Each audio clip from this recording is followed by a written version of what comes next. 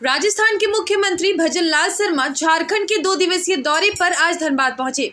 वह भाजपा प्रत्याशी ढुल्लू महतो के नामांकन में शामिल होने वाले थे, लेकिन विलंब होने के कारण वह सीधे धनबाद के Randhir Verma stadium golf ground में आयोजित भाजपा के प्रबुद्ध सम्मेलन में पहुंचे, जहां उन्होंने मंच से कार्यकर्ताओं को संबोधित किया। उन्होंने पूर्व की कांग्रेस सरकार पर जमकर निशाना साधा। उन्होंने कांग्रेस सरकार के कार्यकाल में हुए आतंकी हमलों का जिक्र करते हुए पूर्व की कांग्रेस सरकार पर आरोप लगाए। मेरी इस मां भारती का क्या होने वाला है, ऐसा लगने लग गया था। लोगों को प्रजातंत्र से विश्वास उठने लग गया था।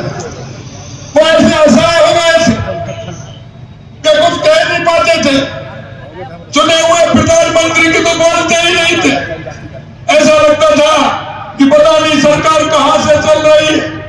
लेकिन मैं आपसे कहना चाहता हूं, 2014 के बाद देश के अंदर आपने परिवर्तन देखा है। इसके साथ ही उन्होंने मनमोहन सिंह सरकार को कंट्रोल करने का भी आरोप लगाया। उन्होंने कहा कि राजस्थान में 2014 में लोकसभा चुनाव में 25 सीटें आई थी, 2019 में 25 हमने गठबंधन को दिया और इस बार 2024 में भी 25 में से 25 सीटें भाजपा को मिलने वाली है। उन्होंने कहा कि धनबाद के युवाओं, महिलाओं और आम लोगों में जिस तरह का उत्साह दिख रहा है, उससे यह साफ हो गया है कि झारखंड के भी 14 सीट एनडीए गठबंधन को मिलने जा रहा है। देखिए, जो मैंने देखा है,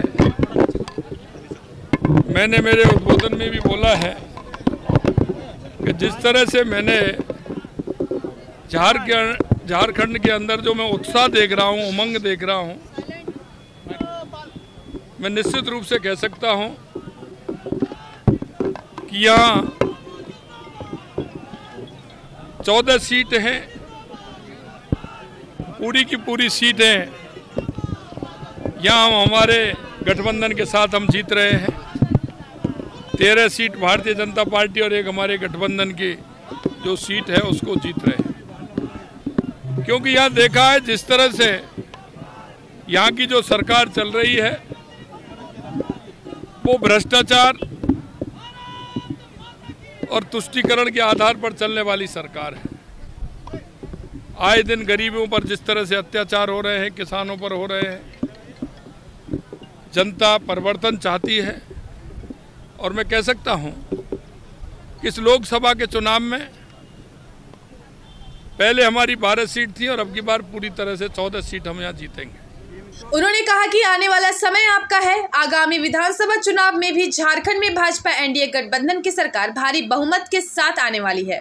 उन्होंने कहा कि भारतीय जनता पार्टी हमेशा देश की संस्कृति और देश के विचार को लेकर चलती है। उन्होंने इंडी गठबंधन पर जोरदार प्रहार करते हुए कहा कि ये लोग कहते थे कश्मीर से धारा 370 हटा दो खून की नदियां बह जाएगी, लेकिन वहां तो एक कंकड़ भी नहीं चला।